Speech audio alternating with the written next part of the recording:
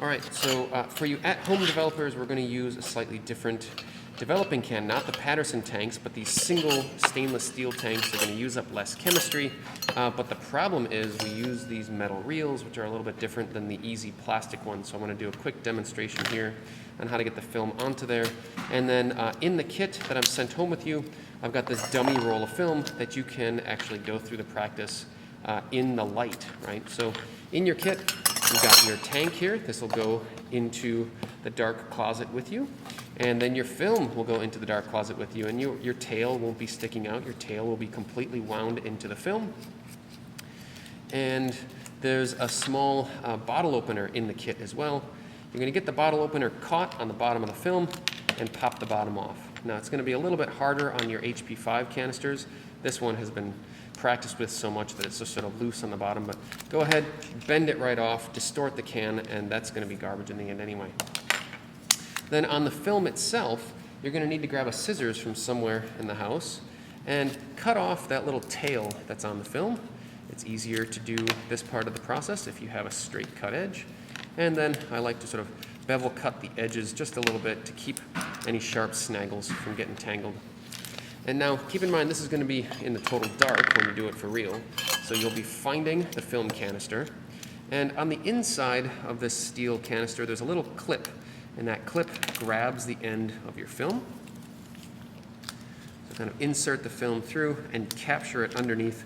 It's a little bit like a paper clip. And once the film is captured in there, it sort of won't pull out. Whoops. Get that back in. There we go. Once it's captured, it won't pull out. Now, lightly pinch the edges of the film, and instead of rolling or ratcheting like the plastic reels, you're just going to roll the metal reel. And because the metal reel is a sort of a spiral, your film will just sort of travel, will just sort of get captured and be pulled right into the spiral with a perfect amount of space set up in between each sort of rotation of the film.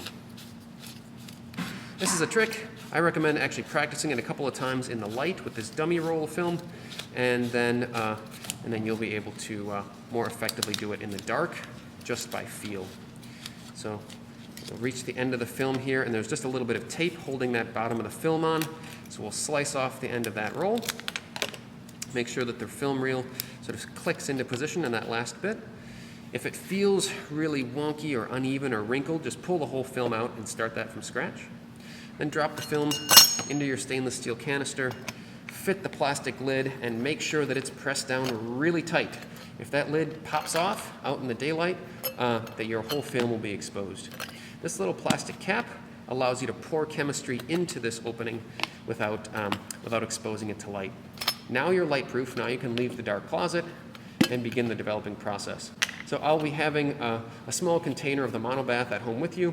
You can pour the monobath into the canister and then agitate it as though it was part of the normal film developing process. Good luck, guys.